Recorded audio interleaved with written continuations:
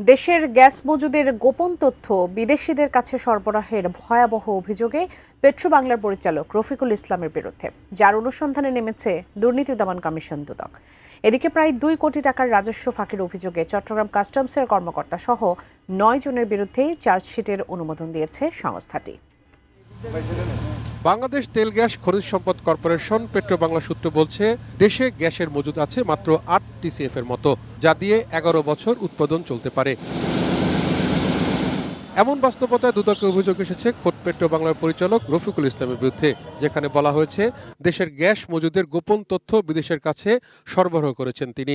এছাড়া তার বিরুদ্ধে দুর্নীতির মাধ্যমে ১০০ কোটি টাকার অবৈধ সম্পদ অর্জনের অভিযোগেরও অনুসন্ধানে নেমেছে দুদক।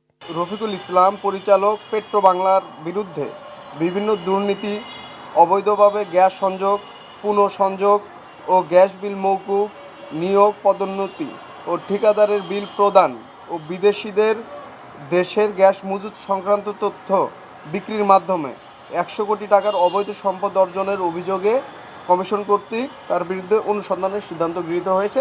এটি একেবারে প্রাথমিক পর্যায়ে রয়েছে।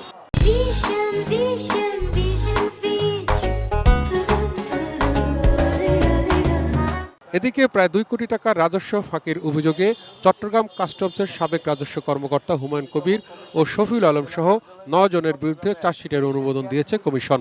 উচ্চ শুল্কযুক্ত মালামালের পরিবর্তে কম শুল্কযুক্ত এইচএস কোডের মালামাল ঘোষণা দিয়ে ৮৬,৮৪০ টাকা জমা দিয়ে দণ্ডবিধির সংশ্লিষ্ট ধারা দুর্নীতি প্রতিরোধ আইন ১৯৪৭-এর ৫-২ ধারায় চার্জশিট দাখিলের সুপারিশ অনুযায়ী কমিশন কর্তৃক বিজ্ঞ আদালতে চার্জশিট দাখিলের অনুমোদন দেওয়া হয়েছে।